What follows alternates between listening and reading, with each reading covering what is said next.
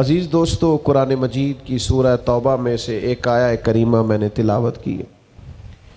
اللہ تعالیٰ نے ارشاد فرمایا کہ لَقَدْ جَاءَكُمْ رَسُولٌ مِّنْ أَنفُسِكُمْ، فرمایا تحقیق تمہیں میں سے تمہارے پاس ایک رسول تشریف لائے، عزیز علیہ ما عنتم، فرمایا یہ محبوب وہ ہے کہ تمہارا مشکل میں پڑنا میرے نبی پاک پر گراں گزرتا ہے، حضور پر بھاری ہوتا ہے تمہارا مشکل میں پڑنا۔ حریص علیکم، وہ تمہاری بہت بھلائی چاہنے والے، بالمؤمنین رؤوف الرحیم، مومنوں پہ رؤوف بھی ہیں اور رحیم بھی ہیں۔ میرے عزیزو، نبی پاک علیہ السلام کی یہ شان ہے کہ امت کو کوئی تکلیف پہنچے، امت کسی آزمائش میں آئے، امت کسی تکلیف سے گزرے تو یہ چیز حضور علیہ السلام پر گراں گزرتی۔ نبی پاک صلی اللہ تعالیٰ علیہ وسلم کو یہ بات تکلیف دیتی ہے، اس لیے کہ محبوب حریص علیکم ہے، بہت بھلائی چاہنے والے۔ بہت سارے لوگ ہماری بھلائی چاہتے ہیں، ہمارے اساتذہ، ہمارے مشائخ، ہمارے مخلص دوست، ہمارے ماں باپ، سب ہماری بھلائی چاہتے ہیں، لیکن ہماری اتنی بھلائی کوئی نہیں چاہتا جتنی مدینے والے محبوب چاہتے ہیں۔ ہمارے سب سے زیادہ خیر خواہ، ہمارا سب سے زیادہ احساس کرنے والے، ہماری تکلیف کو، ہمارے دکھ کو، ہماری پریشانی کو سب سے زیادہ سمجھنے والے اگر کوئی ہے تو وہ ہمارے نبی پاک صلی اللہ تعالی علیہ وسلم۔ حضور ہماری تکلیف کو سمجھتے ہیں اور جس جس چیز کی جس جس مقام پر ہمیں حاجت ہے، محبوب وہ چیز ہمیں عطا کرتے ہیں۔ سب سے بڑی تکلیف کسی شخص کے لیے یہ ہوتی ہے کہ وہ ہدایت کے رستے سے دور ہو، اس کی آنکھوں کے سامنے گمراہی کا پردہ آ جائے، اس کی سوچیں وسوسوں کا شکار ہوں، اس کا مزاج بے یقینی والا ہو، سوچیں ڈگمگاتی ہوں۔ یہ سب سے بڑی کسی شخص کے لیے تکلیف ہوتی ہے۔ جب کسی آدمی کو ہدایت کا نور مل جائے، نبی پاک صلی اللہ تعالیٰ علیہ وسلم کو سب سے زیادہ اس بات کا دکھ رہتا تھا کہ میری امت ہدایت یافتہ ہو جائے، یہ کلمہ پڑھ لیں، ایمان مضبوط ہو جائے، یقین کی دولت انہیں مل جائے۔ اس بات کا بڑی شدت سے محبوب احساس فرماتے۔ آپ کبھی اس باپ سے ملیے گا جس کا بیٹا کسی غلط رستے پہ چل رہا ہو، اس ماں سے ملیے گا جس کا نازوں سے پالا بیٹا خدا نہ خواستہ نافرمانی کر رہا ہو۔ وہ جب آپ کے سامنے اپنا دکھ رکھیں گے، تکلیف رکھیں گے، تو آپ کو اندازہ ہوگا کہ وہ کس کرب کا شکار ہیں۔ جب بچے بگڑتے تو محسوس ہوتا ہے کہ ساری کمائی لٹ گئی۔ ماں باپ جب اولاد کے بگڑ جانے سے اتنی تکلیف میں ہوتے ہیں تو بتائیے جو ماں باپ سے بھی بڑھ کر پیار کرنے والے۔ نبی کریم صلی اللہ تعالیٰ علیہ وآلہ وسلم بڑی شدت کے ساتھ اس بات کا درد محسوس کرتے تھے کہ لوگ دین کی طرف آ جائیں۔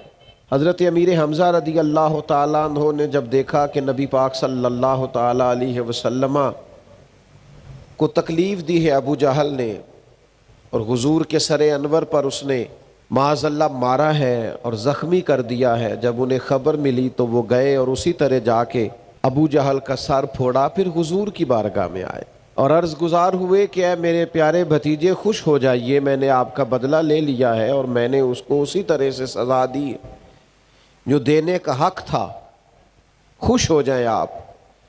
تو حضور فرمانے لگے چچا میں اس طرح تو خوش نہیں ہوتا۔ تو محبوب آپ کیسے خوش ہوتے ہیں؟ فرمایا آپ کلمہ پڑھ لیجئے میں خوش ہو جاؤں گا۔ آپ دین کی طرف آئیے، آپ ہدایت کا رستہ اختیار کیجئے، آپ شریعت اسلامیہ کے اصول اور ضابطے اپنا لیجئے، میں خوش ہو جاؤں۔ کوئی شخص اگر گمراہی سے نکل آئے، ہدایت کی طرف آ جائے، یہ اس بندے کے لیے بہت بڑی نعمت ہوتی۔ اللہ کے رسول اس کے لیے بڑی کوشش کرتے، بازاروں میں جاتے، منڈیوں میں جاتے، طائف میں تشریف لے گئے، سرداروں کی ٹولیوں میں جا کر پیغام دین دیتے، حضور کو کسی کے گھر جانا پڑتا تو تشریف لے جاتے، لیکن چاہت یہ تھی کہ لوگ صاحب ایمان ہو جائیں۔ ایک نوجوان لڑکا حضور کی خدمت میں آیا کرتا تھا، محبت کرتا تھا وہ ایک یہودی کا بیٹا، جب بیمار ہو گیا تو نبی پاک تیمارداری کے لیے تشریف لے گئے، وہ خوش ہو گئے، غریب لوگ تھے، یہ تو کرم بالائے کرم ہو گیا کہ محبوب آ گئے۔ جب اس بچے کی آنکھوں میں محبوب نے اپنے لیے پیار دیکھا تو پتہ ہے سرکار نے مطالبہ کیا کیا؟ حضور نے فرمایا کلمہ پڑھ جا، مسلمان ہو جا۔ اس لیے کہ کسی شخص کے لیے سب سے اعلیٰ تحفہ محبت کرنے والے کے لیے حضور یہ سمجھتے تھے کہ وہ مسلمان ہو جائے، وہ دین کی طرف آ جائے، وہ راہ سنت کو اختیار کرے، وہ شریعت کا رستہ اختیار کرے، یہ سب سے بڑی چاہت ہے حضور کی۔ اس نوجوان نے کلمہ پڑھ لیا، پہلے اپنے والد کی طرف دیکھا، والد کہنے لگے بیٹا جیسے محبوب فرماتے کر لے، پھر وہ مسلمان ہوا، اور مسلمان ہوا تو روح پرواز کر گئی۔ اب محبوب جب اس کے کمرے سے باہر آئے تو پتہ کیا فرمایا؟ حضور فرمانے لگے اللہ کا شکر ہے جس نے میری وجہ سے اسے دوزخ کی آگ سے بچا لیا۔ تو ایمان امتی لے آئیں، امتی سچ بولنے لگ جائیں، غلام رزق حلال والے ہو جائیں، ان کے مزاج، ان کے اخلاق، ان کے رویے، ان کے لہجے ٹھیک ہو جائیں، ان کا طرز زندگی سنور جائے، اخلاقی بلندیوں کی طرف یہ لوگ مائل ہو جائیں، یہ حضور کی سب سے بڑی چاہت، یہ نبی پاک کے سینے کا سب سے بڑا درد ہے۔ حضور چاہتے ہیں کہ لوگ وہ رستہ اختیار کریں جس سے اللہ راضی ہوتا ہے، اس کے لیے نبی پاک بڑی کاوش کرتے، اس کے لیے حضور کوشش کرتے، ہر پہلو پر رہنمائی ارشاد فرماتے، جہاں جہاں سے کوئی شخص گمراہی کی طرف بڑھ سکتا ہے ان چیزوں کی نشاندہی کرتے، رزق حلال اور حرام کی چیزوں کے بارے میں بار بار مطلع کرتے۔ خواہش تھی نبی کریم علیہ السلام کی کہ لوگ دین کی طرف آ جائیں۔ جب کوئی بڑی تکلیف دیتا، احد میں بڑی تکلیف دی لوگوں نے، اور طائف میں بڑی تکلیف دی، اور صحابہ نے مطالبہ کیا کہ یا رسول اللہ آپ دعا کریں یہ تباہ ہو جائیں، تو اس موقع پر بھی نبی پاک نے دعا یہ کی کہ یا اللہ انہیں ہدایت عطا فرما دے۔ انہیں پتہ ہی نہیں ہے یہ کیا کر رہے ہیں، یہ جانتے نہیں ہیں اپنا نفع اور نقصان، جس طرح کسی بچے کے بارے میں انسان سوچتا ہے کہ اسے خبر نہیں ہے، اسے شعور نہیں ہے، اس طرح نبی پاک صلی اللہ علیہ وسلم اپنی امت کے لیے سوچتے، اور درد اپنے سینے میں۔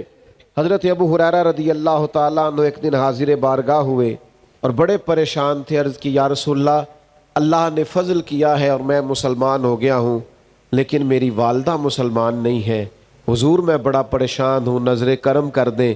تو محبوب نے ہاتھ اٹھائے کہ اے اللہ ان کی والدہ کو ہدایت عطا فرما۔ حضرت ابو ہریرہ فرماتے ہیں میں دوڑا گھر کی طرف، نبی پاک علیہ السلام نے دعا کر دی اب کرم ہو جائے گا، فرماتے ہیں میں گھر کی طرف دوڑا، جا کے دروازے پہ دستک دی، اندر سے دروازہ بند تھا، میری والدہ کہنے لگی ذرا صبر کر میں غسل کر رہی ہوں۔ فرماتے ہیں اماں غسل کر کے باہر آئی، اور جیسے ہی میرا آمنا سامنا ہوا میری ماں نے کلمہ پڑھنا شروع کر دیا۔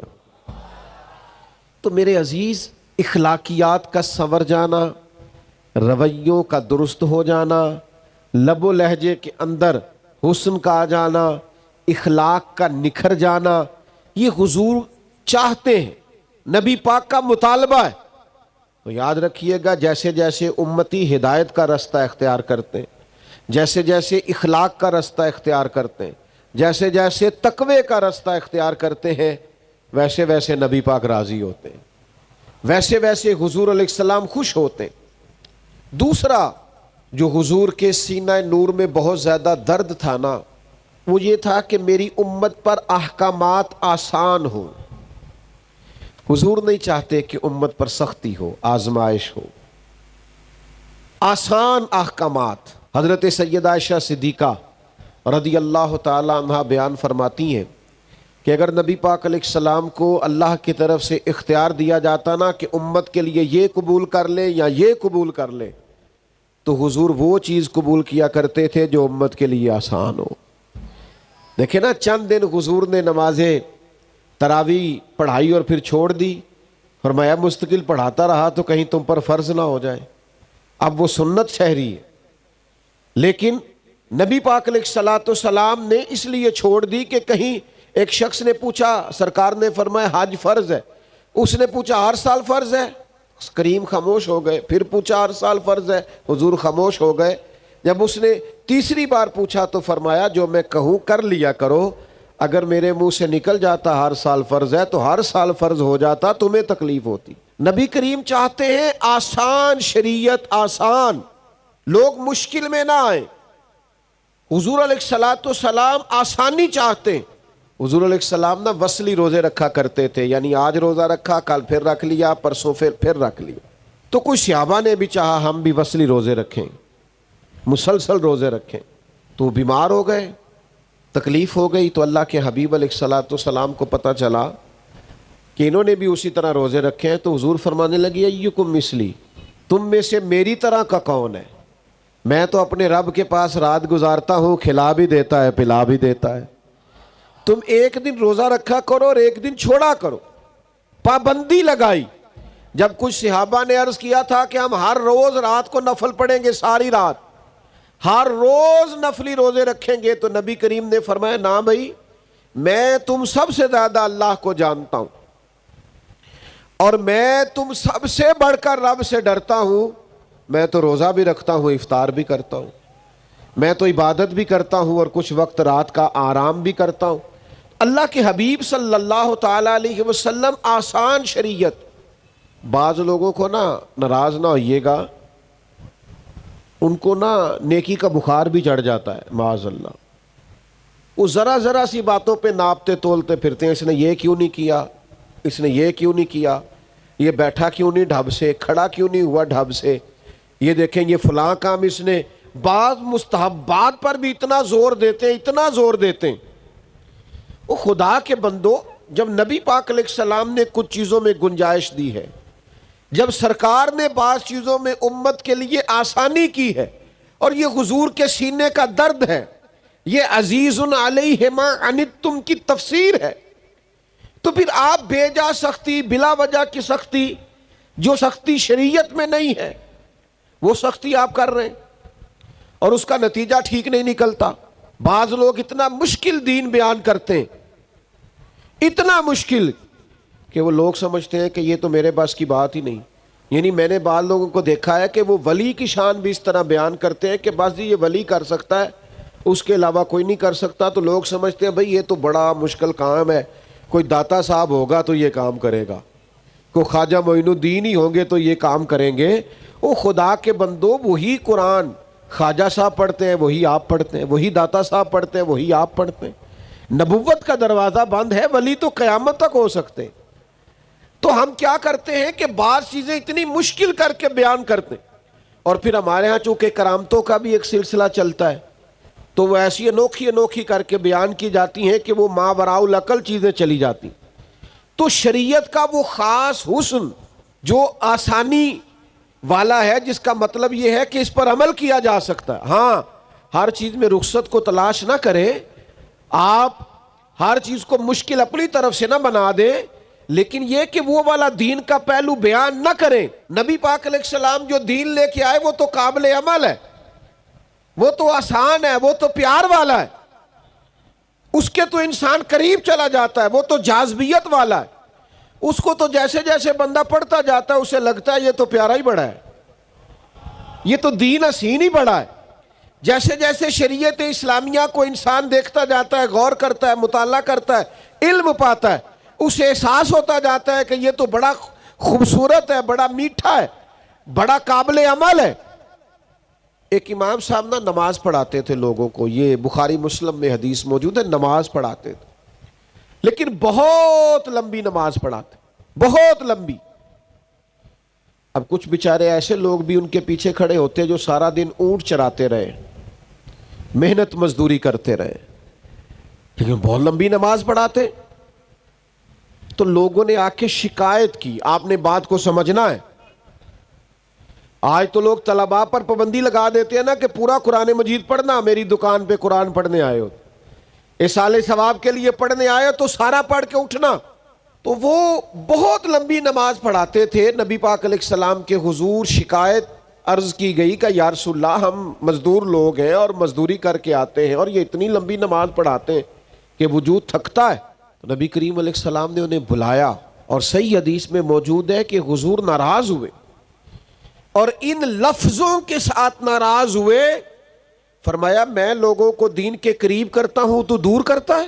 یعنی وہ پڑھا تو نماز ہی رہے تھے نا, سنا تو قرآن ہی رہے تھے نا, لیکن ہمارے ہاں بعض لوگوں نے دین اس طرح بیان کیا ہے اور بعض لوگوں نے اس کا درزیادہ بعض مستحبات میں شدت کی ہے کہ لوگ پریشان ہو جاتے.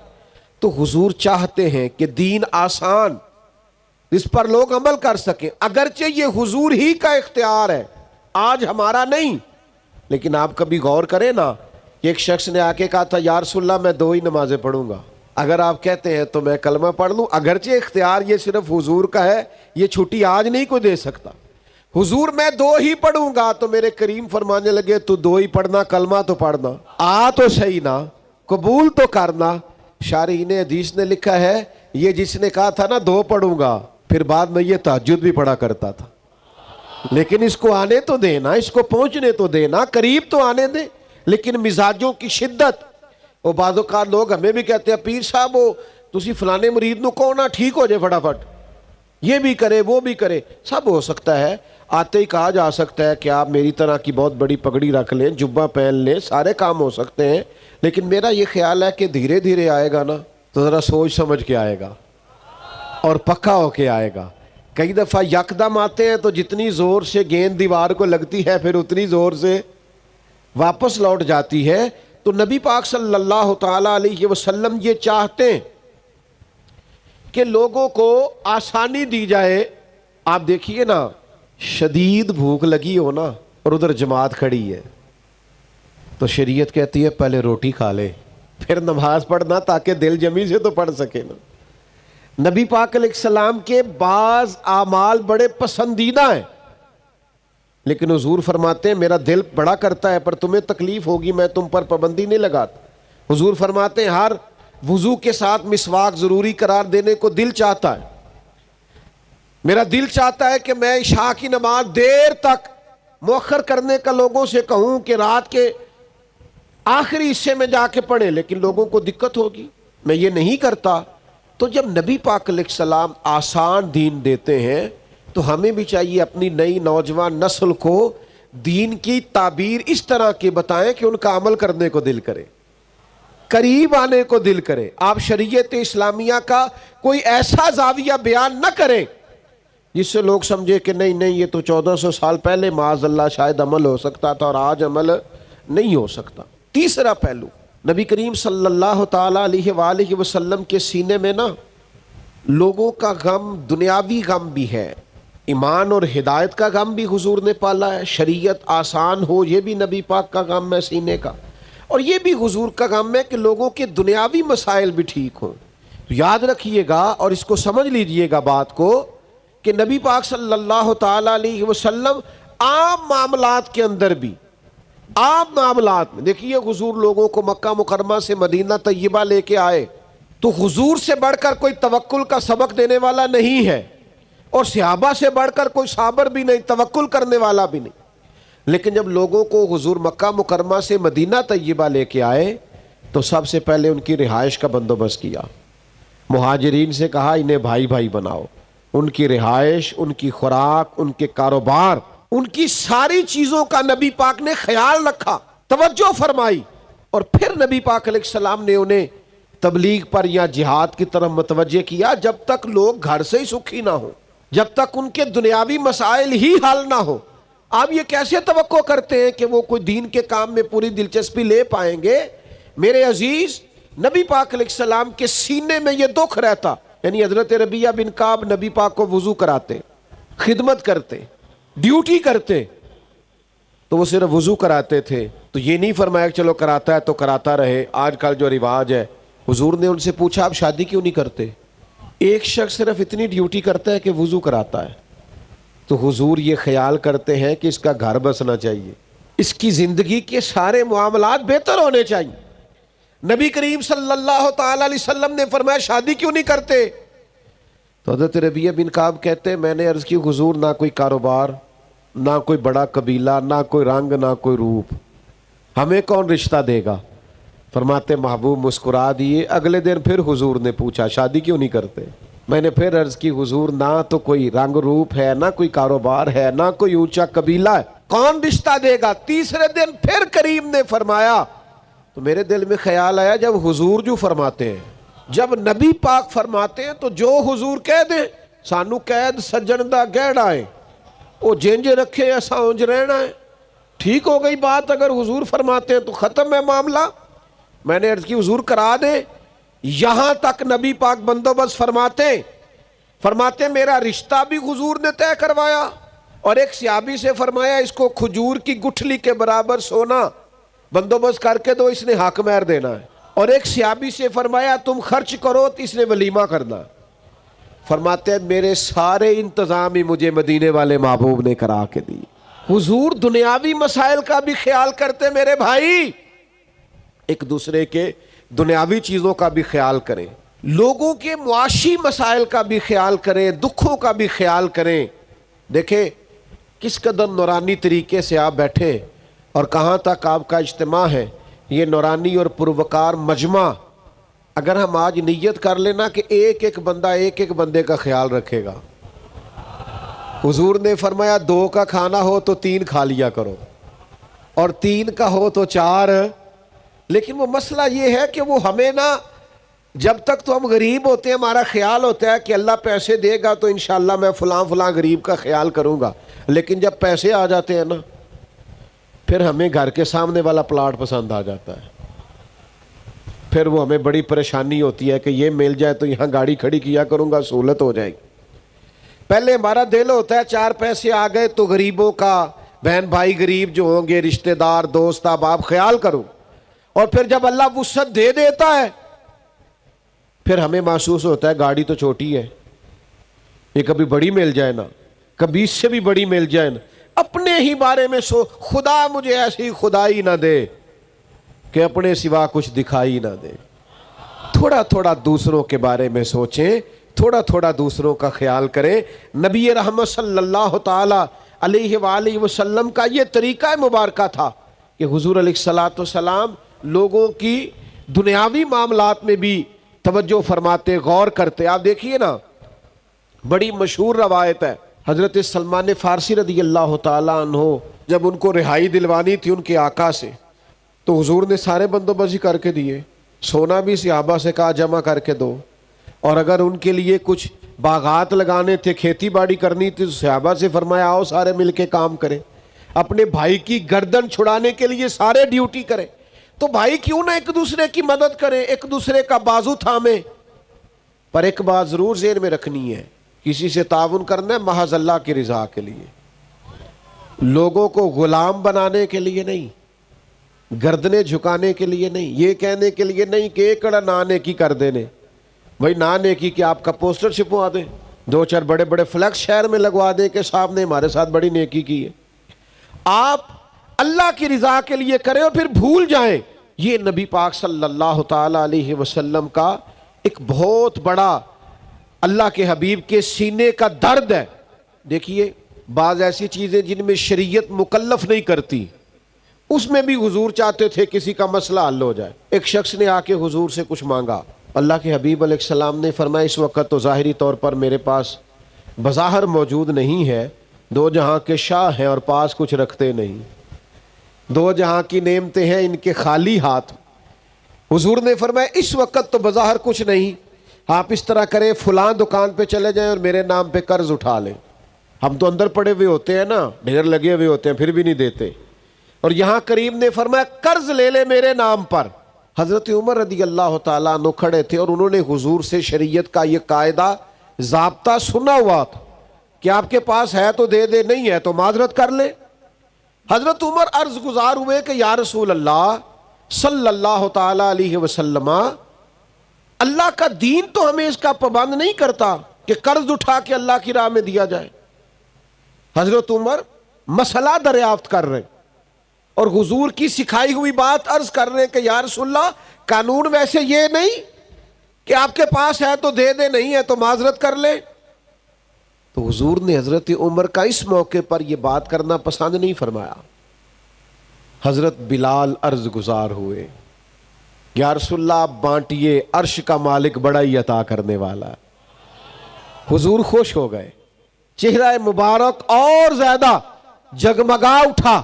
کریم فرمانے لگے قرض لے لو میرے نام پر, یعنی قرض اٹھا کر بھی اگر کسی کی مدد کی جا سکتی ہے, اس کی ضرورت پوری کی جا سکتی ہے تو نبی کریم کرتے تھے. لیکن ہمارے یہاں تو اندر سرمایہ پڑا رہتا ہے, ہم تو سارا کچھ پاس ہوتا ہے اور ہمارے اڑوس پڑوس میں لوگ بھوکے ہوتے ہیں. ہمارے گھر میں بہترین کھانا پکا ہوتا ہے, 10,000 کا فاسٹ فوڈ, پھر بھی دروازے پہ لیے ایک شخص کھڑا ہوتا ہے. لیکن اسی گھر کے کونے کے اندر کچھ ایسے لوگ بھی ہوتے ہیں جنہوں نے شام اچار سے کھائی ہوتی ہے, لیکن ہمیں وہ نظر ہی نہیں آتے, دکھائی نہیں دیتے, توجہ ہی نہیں کرتے, ذہن ہی نہیں بنتا.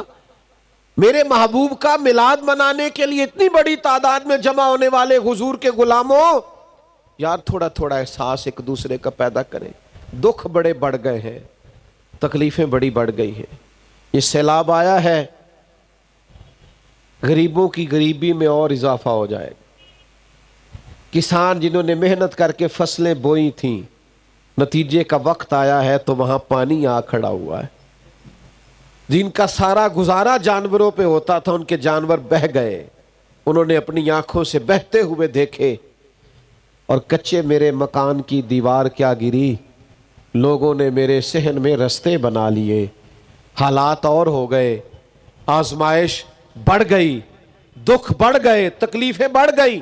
تھوڑی دیر خبریں چلیں گی, تھوڑی دیر تبصرے ہوں گے, تھوڑی دیر غور کیا جائے گا کہ آخر پانی کیوں آیا, پھر اس پر بھی ٹی ویوں پہ ڈبیٹ ہوگی کہ آئندہ کیسے روکا جائے.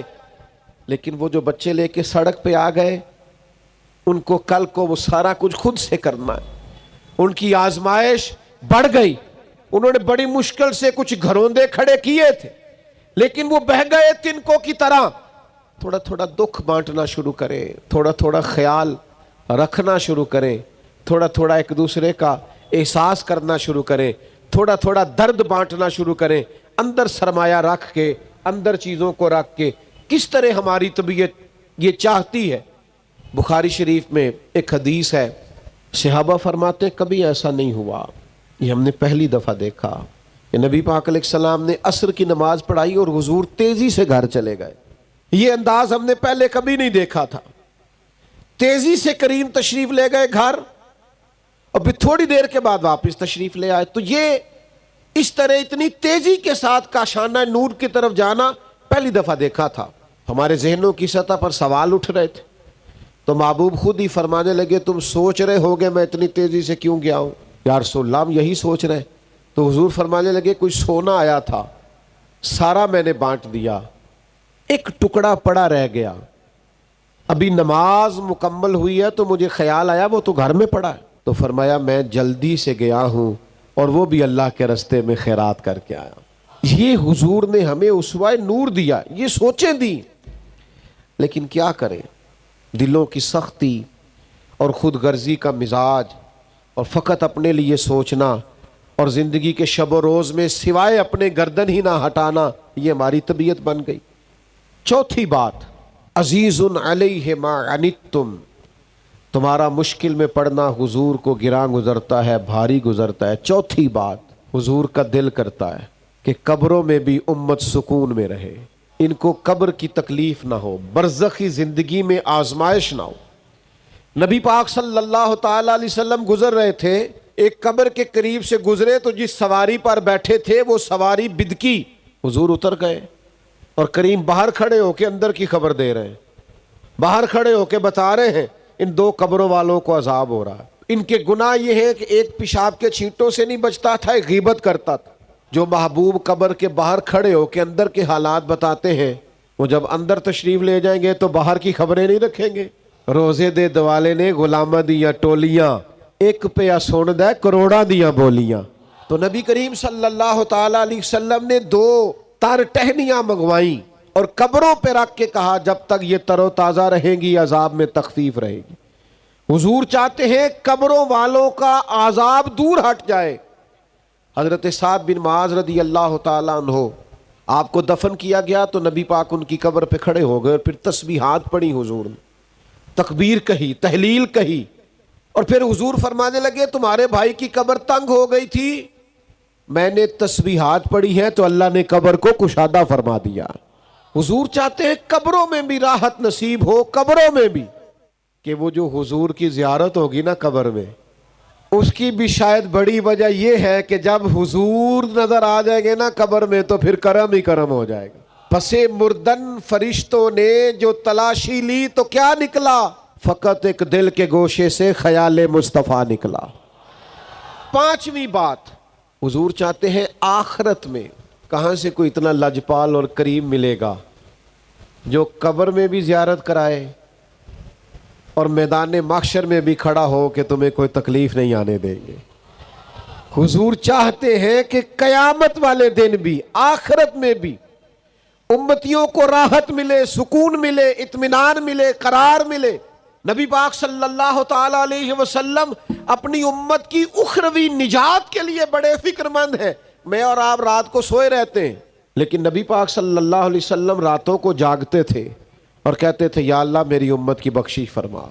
نبی پاک صلی اللہ تعالی علیہ وآلہ وسلم فرماتے ہیں میرے رب نے مجھے اختیار دیا، 3 دعائیں میں چاہوں تو کچھ بھی مانگ لوں اللہ عطا کرے۔ 3 دعاؤں کا اختیار دیا تھا۔ حضور فرماتے ہیں 2 میں نے دنیا میں مانگ لی، وہ اصل میں دعا ایک ہی ہے، حضور نے 2 دفعہ مانگی۔ دعا کیا ہے؟ یا اللہ میری امت کو بخش دے، یا اللہ میری امت کو معاف کر دے۔ اور حضور فرماتے ہیں ایک میں نے رکھ لی ہے، وہ قیامت والے دن مانگوں گا، وہ بھی حضور یہی مانگیں گے یا اللہ انہیں معاف کر دے۔ نہ مجھ سے بارے عمل اٹھے گا، نہ عضو ہی کوئی ساتھ دے گا، اگر کہے گا تو روز محشر خدا سے میرا نبی کہے گا سیاہیاں داغ صاف کر دے، اسے میرے مولا معاف کر دے، یہ میرا عاشق ہے وارثی ہے، میرا تو سب کچھ میرا نبی ہے۔ نبی پاک علیہ الصلوۃ والسلام فرماتے ہیں مجھے میرے رب نے اختیار دیا، میں چاہوں تو آدھی امت کی بخشش کروا لوں اور چاہوں تو اللہ سے سفارش کا حق لے لوں، اللہ نے مجھے اختیار دیا۔ حضور فرماتے ہیں میں نے اپنے رب سے نا شفاعت کا حق لے لیا ہے کہ یا اللہ مجھے شفاعت کا حق دے، میں سفارش کرتا جاؤں اور تو انہیں معاف کرتا جا۔ حضور قیامت والے دن سفارش کریں گے۔ حضور فرماتے ہیں قیامت والے دن اللہ تعالیٰ انبیاء کو نور کے ممبر عطا کرے گا، سب نبی ممبروں پہ بیٹھیں گے، لیکن حضور فرماتے ہیں میرا ممبر خالی ہوگا۔ یا رسول اللہ آپ کا کیوں خالی ہوگا؟ فرمایا نبی ممبروں پہ بیٹھے ہوں گے اور میں سجدے میں جا کے اپنی امت کی بخشش کی دعائیں مانگ رہا ہوں گا۔